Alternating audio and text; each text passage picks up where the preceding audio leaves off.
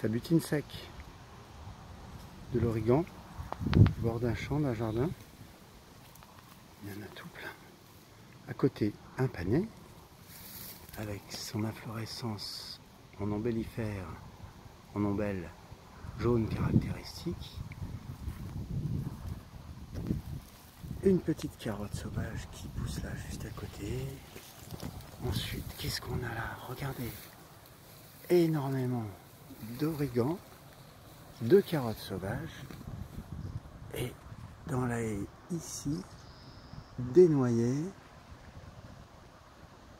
des prunus, des églantiers qui donneront des bons cynorrhodons à la fin de l'été. Et puis, qu'est-ce qu'on a d'autre? Ici, ce sont des cornouillers sanguins, donc là, on n'a pas d'usage alimentaire. Par contre, on a évidemment des mûres.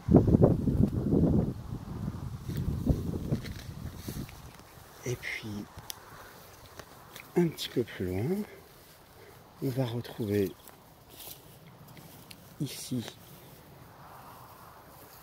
de la carotte sauvage, mais de l'aubépine surtout, avec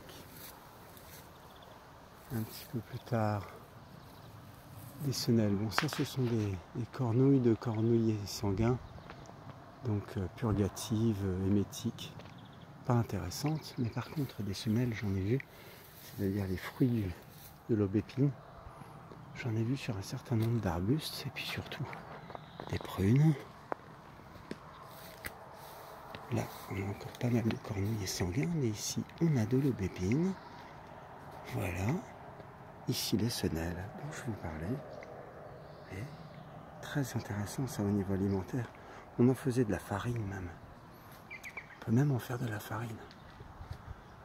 Bon, il faut enlever le noyau.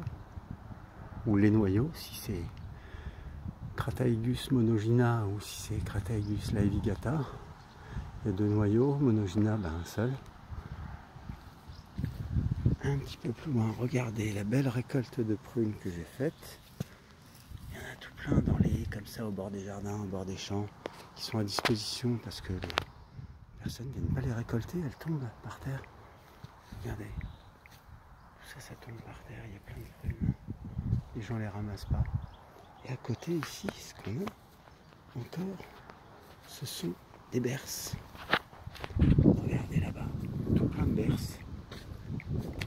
Et j'ai aperçu des fruits qui sont arrivés, ça y est, chez nous. Parce que ça, les fruits de berce, c'est un cadeau du ciel aussi.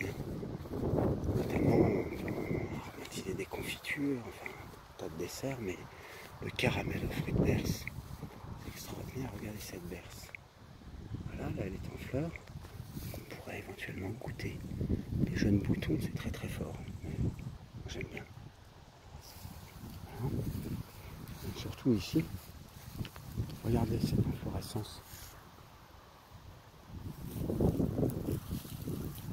Cette inflorescence de berce. Magnifique. Ces inflorescences. Et puis là, les fruits. Ah, elles sont arrivées. Alors ça sent l'orange amer. C'est quelque chose d'extraordinaire. Caramel aux fruits de berce, après on peut en faire tout un tas de choses. Là, il y a encore un panier qui pousse à côté. Vous voyez, les fleurs là sont blanches pour la berce, bien que les feuilles ressemblent en partie. Ici, le panier, il a des folioles qui sont rattachées à la nervure centrale, sans qu'il y ait de petits pédoncules, alors que là, chez la berce, vous voyez, vous avez des petits pédoncules comme ça. Donc, puis la fleur du panier, les fleurs sont blanches, sont jaunes, pardon. Contrairement à la berce, elles sont blanches.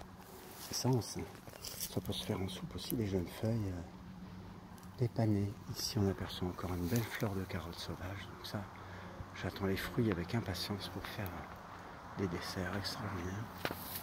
Derrière, dans la haie, on a tout un tas de pruneliers. Voilà, qui vont donner des bonnes petites prunelles. Des aubépines aussi, vous voyez, des petites prunelles. On en aperçoit quelques-unes là, mais j'ai vu tout à l'heure, il y en avait un qui était très très chargé. Voilà. L'épine noire. Donc ça, c'est à mettre dans de la saumure. Hein. C'est pas mangeable comme ça parce que trop d'astringence. Ça assèche la bouche, ça crée des aftes, mais très très puissant. Donc il faut mettre dans de la saumure ou alors attendre que la gelée passe dessus et qu'elle blétisse pour pouvoir les consommer. Alors en face, regardez ce qu'on a. Extraordinaire ça. En bord d'un champ de maïs, du kénopode blanc, extrêmement comestible, une base alimentaire. Les Italiens mélangeaient dans des plats depuis l'Antiquité, ça a été cultivé, c'est des épinards sauvages. Et ces petites boules là. Et derrière, regardez, de l'amarante. Pareil, une base alimentaire. Ça a donné son nom. Les Grecs l'appelaient bliti. Ça a donné son nom aux blettes d'ailleurs.